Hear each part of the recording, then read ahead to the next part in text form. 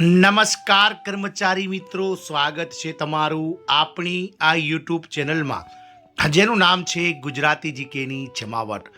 તો ગઈકાલે 14 જાન્યુઆરી 2026ના રોજ મકર સંક્રાંતિ એટલે કે ઉત્તરાયણનો તહેવાર ખૂબ જ ધામધૂમથી ઉજવાઈ ગયો. રાજ્ય સરકાર દ્વારા મકર સંક્રાંતિના તહેવાર પર એટલે કે ઉત્તરાયણના તહેવાર પર આ વિભાગના જે કર્મચારીઓ છે તેમને જે છે તે રાજ્ય સરકારે મોટો નિર્ણય આપ્યો છે અને તેમની એડહોક સેવા સળંગણી અને તેમને જો 1/4/2000 પહેલાં જો તમે કોન્ટ્રાક્ટમાં પણ કામ કર્યું હશે તો તમને પણ જૂની પેન્શન યોજના એટલે કે ઓપીએસનો લાભ આપવાનો ઐતિહાસિક નિર્ણય લીધો છે. ઘણા લાંબા સમયથી એટલે કે છેલ્લા 2 દાયકાથી આ એડહોક જે કહી શકાય કે કર્મચારીઓ જે છે તે પોતાના માટે લડી રહ્યા હતા, જ્યારે રાજ્ય સરકારે તેમને ઉત્તરાયણ પહેલાં જ મોટી ભેટ જાહેર કરી દીધી છે. જાણીએ આજના વિડીયોમાં વિગતવાર કે ગુજરાત રાજ્યની સંવેદનશીલ સરકાર માનનીય મુખ્યમંત્રી શ્રી ભૂપેન્દ્રભાઈ પટેલ સરકાર દ્વારા કયા વિભાગના કર્મચારીઓ માટે મોટો નિર્ણય લેવાયો છે અને કોની એડહોક સેવા સળંગણી અને તમને જૂની પેન્શન યોજના પણ આપવાની જાહેરાત કરાઈ છે, તેને લઈ અને આજના વિડીયોમાં વિગતવાર ચર્ચા કરીશું. તો વિડીયોના અંત સુધી આ બન્યા રહો. જો આપ અમારી ચેનલમાં પહેલી વાર વિડીયો જોતા હોય તો ચેનલને સબસ્ક્રાઈબ કરવાનું ભૂલશો નહીં. તો વાત કરીશું રાજ્ય સરકારના આરોગ્ય વિભાગના નેજા હેઠળ કામ કરતા આ કર્મચારીઓ માટે રાજ્ય સરકારે ઉત્તરાયણની પૂર્વ સંધ્યાએ મોટો નિર્ણય લીધો છે. રાજ્ય સરકાર દ્વારા આયુષ તબીબો અને શિક્ષકો માટે સૌથી મોટો નિર્ણય લેવાયો છે, જેમાં તેમની એડહોક સેવા સળંગ ગણાશે અને 1/4/2005 પહેલાંના કર્મચારીઓને જૂની પેન્શન યોજના આપવાનો પણ અતિ મહત્વનો નિર્ણય લેવાયો છે. આ નિર્ણયને કારણે આયુષ પ્રભાગમાં એટલે કે ભારત સરકારના જે આરોગ્ય વિભાગ છે ગુજરાત રાજ્ય સરકારના, તેમાં લાંબા સમયથી એડહોક ધોરણે ફરજ બજાવતા અને ત્યારબાદ નિયમિત થયેલા તબીબો તથા અધિકારીઓના હરખની હેલી જોવા મળી રહી છે. ગુજરાત રાજ્યના આરોગ્ય વિભાગ દ્વારા આયુષ પ્રભાગ હેઠળ કાર્યકર તબીબો, તબીબી શિક્ષકો અને અધિકારીઓ માટે ખુશીના સમાચાર આવ્યા છે. રાજ્ય સરકારે આયુષ પ્રભાગના વર્ગ 1 અને વર્ગ 2ના અધિકારીઓની એડહોક સેવાને નિયમિત સેવા સાથે સળંગણવાનો મહત્વનો ઠરાવ જાહેર કર્યો છે.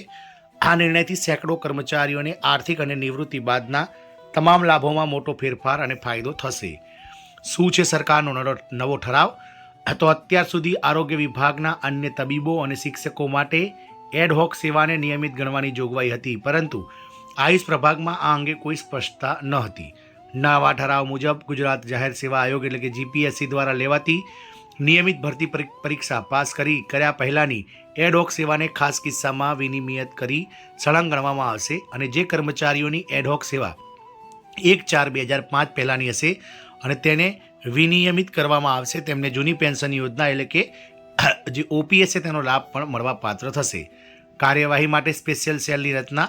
તો આ સમગ્ર પ્રક્રિયાને પારદર્શક અને ઝડપી બનાવવા માટે રાજ્ય સરકારે એક સ્પેશિયલ સેલની રચના કરી છે. આ સેલમાં સામાન્ય વહીવટ વિભાગ, નાણાં વિભાગ અને આરોગ્ય પરિવાર કલ્યાણ વિભાગના અધિકારીઓનો સમાવેશ કરવામાં આવ્યો છે અને આ સેલના અધિકારીઓ કર્મચારીઓની સેવાની જરૂરી બાબતોની ચકાસણી પણ કરશે.